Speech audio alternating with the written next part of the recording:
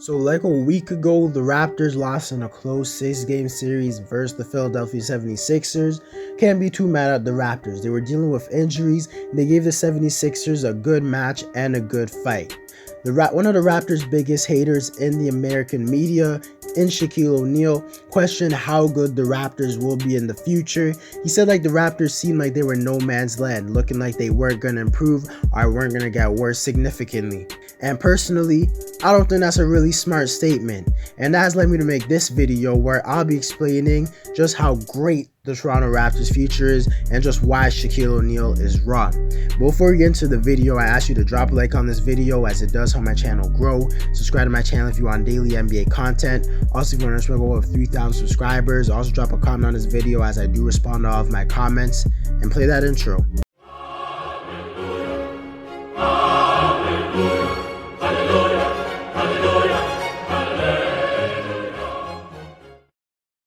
First of all, the biggest and most clear reason that shows the Raptors have a bright future is just the fact that this roster has some of the best young talent in the league. Shaq claiming that he doesn't see this team going anywhere in the near future is just blasphemous, because when you look at the young talent they have obviously their most intriguing young player is their rookie and Scotty Barnes, who won the Rookie of the Year. Barnes is a player who is capable of being a future superstar in this league. He's a 6'10" forward with guard abilities, the ability to shoot the ball. He's crazy athletic, crazy skilled, and a crazy hard worker. You're crazy to say that you don't see this guy improving every single year. This season, he wasn't even an all-star level player, and the Raptors were still a good team. I guarantee you next season, he's going to be an all-star level player, and maybe even 2 or 3 years from now, he'll be a top 15 player in the league, maybe even top 10. I know it may sound like I'm overrating him, but I truly believe Scotty will be that good. And even if it's not to that level, it will just help make the Raptors a better team, because this is not his peak at all. This isn't even including OG Anunoby, who has clearly taken a huge leap in his game, showed in the playoffs that he's bigger for a bigger offensive role, definitely lived up to the hype. His shot creating ability has really improved since coming to the league. He's still an amazing defender. He played amazing defense on James Harden.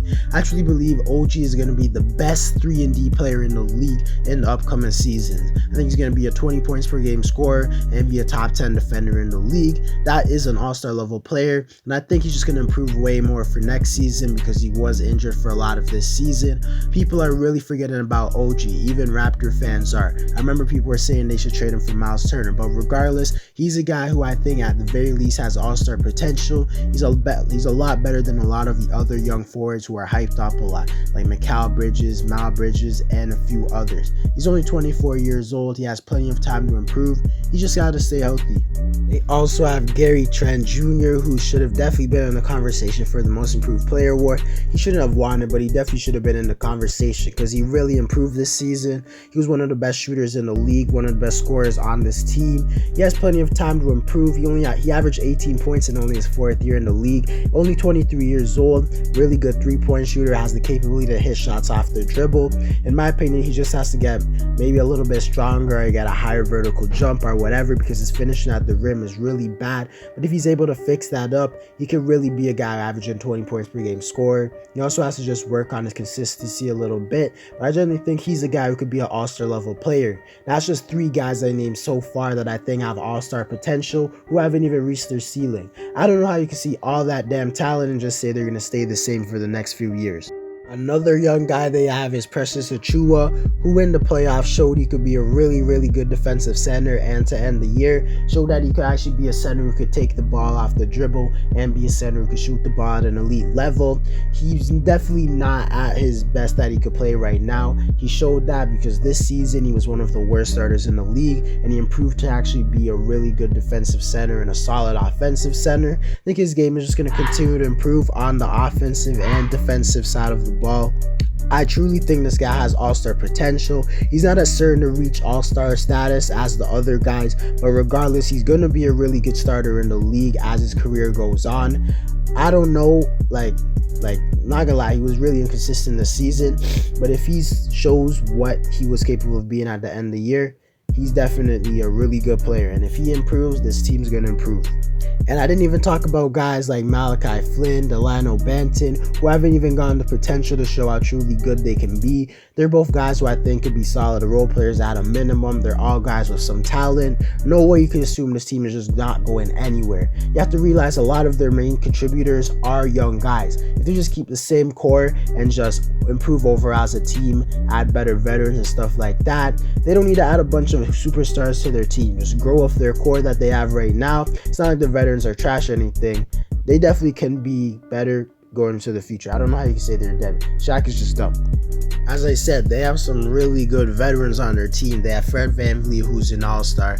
I already heard in the post-game interview that he's really going to try to improve his game this offseason. He said himself he feels like he became an overrated player. If Fred could somehow improve his game, that would help this team out. He's already a 20 points per game scorer, all-star level guy. Then they have a guy like Pascal Siakam, one of the most underrated players in the league. He's a hell of a player, and I don't think he's going to fall off a cliff anytime soon. Honestly, this is just a really solid and deep team with a lot of talent, and I honestly would understand if Shaq was like, oh, the Raptors were just the 6th seed, their whole team is veterans, all their players have reached their limits, all their players are 28 years old. But when you look at this team, most of their contributors are guys who are under the age of 25. Literally makes no sense to say that they reached their ceiling when so much other guys can improve. It's also not like the Raptors are a terribly managed franchise that's going to somehow manage to mess up all the young talent they have. The Raptors are one of the best run franchises in the league, one of the best cultures in the league. Any player who is on the Raptors or has left the Raptors always has positive things to say about the team. They have the best general manager in the league in Masai Ujiri, and I say that with confidence. I generally don't understand how anyone could say this team has no future or is just in no man's land. Shaquille O'Neal is a casual. He doesn't even know all the Raptors players' names, but this was just blasphemous. Anyways, guys, that's it for the video. Let me know if you think Shaquille O'Neal was right. Drop a like on this video to help my channel grow. Subscribe to my channel if you want daily NBA content. Also, if you want to go over 3,000 subscribers. Also, drop a comment on this video. I do respond to all of my comments. And play that intro.